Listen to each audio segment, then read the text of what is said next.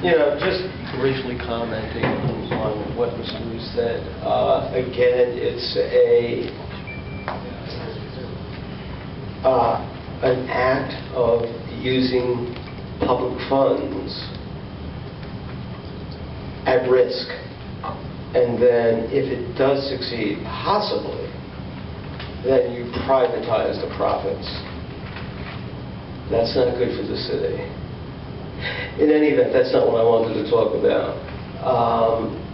Councilor Brown recognized the Youth Council, and one of the purposes of this Youth Council is to curb and educate youngsters on the dangers of substance abuse. Very serious problem in this town and just about every place else in the country.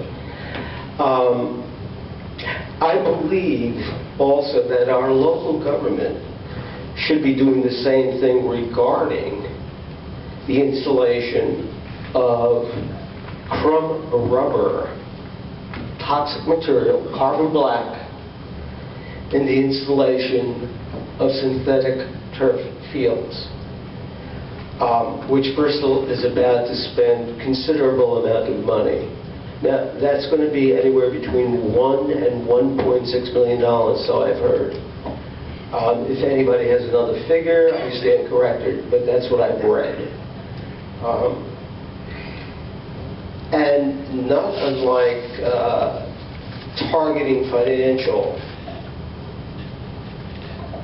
pinpoints, it's a moving target that's part and parcel of the failed Depot Square project. So let's not repeat history. And after all, history is just based on human nature, and you guys are all human beings as far as I know, right? Okay, anyway, the fact of the matter is that crumb rubber that's utilized in synthetic turf fields have been more or less sanctioned by a lot of agencies in the past, federal as well as local.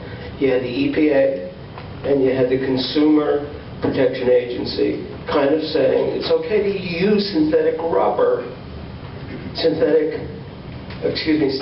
turf with the crumb rubber. But that's changed. As of last week, the Consumer Product Safety Commission is no longer standing by the safety of crumb rubber used in artificial turf and playgrounds. That's what we're about to install for our children to play on. In 2008, the agency posted an article called CPSC Staff Find Synthetic Turf Fields Okay to Install, Okay to Play on.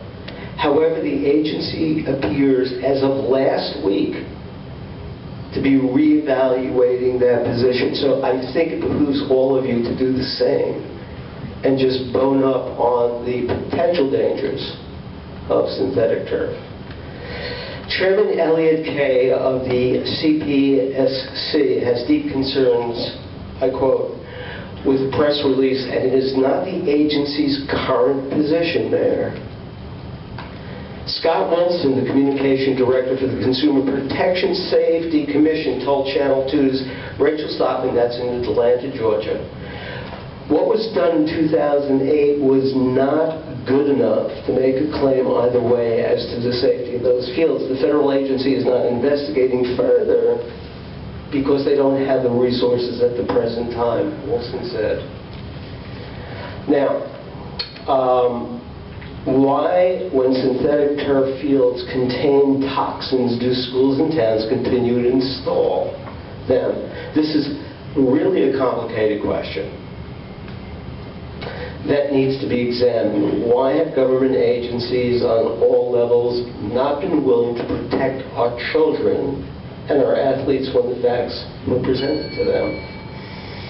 Now, this is a statement by the Environmental and Human Health, Inc., which is a nonprofit organization in North Haven, Connecticut. And I'm going to actually provide Ms. Pack with 8 copies of some of the findings they've made. And Senator Bart, you may be interested in this. I understand you know a little bit about soccer. Tiny bit.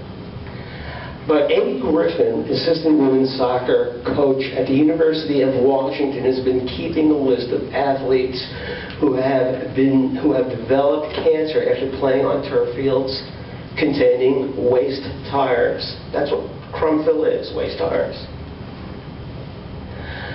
And so far she has identified 126 athletes, 109 which are soccer players, the preponderance who are goalies. Now, I'm not a sports guy in terms of soccer. I shoot pool. That's my major sport. But I don't understand why goalies, 90 of the soccer players are goalies. Why would that be? I don't understand that. What is it about goalies that gives them lymphoma by playing on artificial turf fields? Is it like, what the hell you do? Okay. The reported cases are... No, not at all. Can you do me a favor? Email me your research, because I'd like to share with the synthetic board. And I know you do your research, so if you could email me that, yeah, I'll be happy to share with the synthetic board. One more thing that I'd like. I beg for about 90 seconds. Okay, go. Okay. By the way, is that your pitching shoulder? This is. Sorry about that. Okay. Now, I talked to the Burlington-Bristol Public Health Council, and I talked to two gentlemen there, and they kind of sloughed me off a little bit, and they used the state of Connecticut research that was done in 2010. As their kind of bulwark for defending the installation of synthetic turf. Okay. But it's important to note that Connecticut artificial turf studies, risk assessments, were modified to avoid alarming the public. Anybody know that? It's true. And there's documentation about that. Very quickly. After performing a peer review of Connecticut Department's artificial turf study, the Connecticut Academy of Science and Engineering advised the findings to soften the outcome, to avoid alarming the public. Case warned, quote, parents may be motivated to withdraw their children from beneficial athletic activities, which, playing sports is.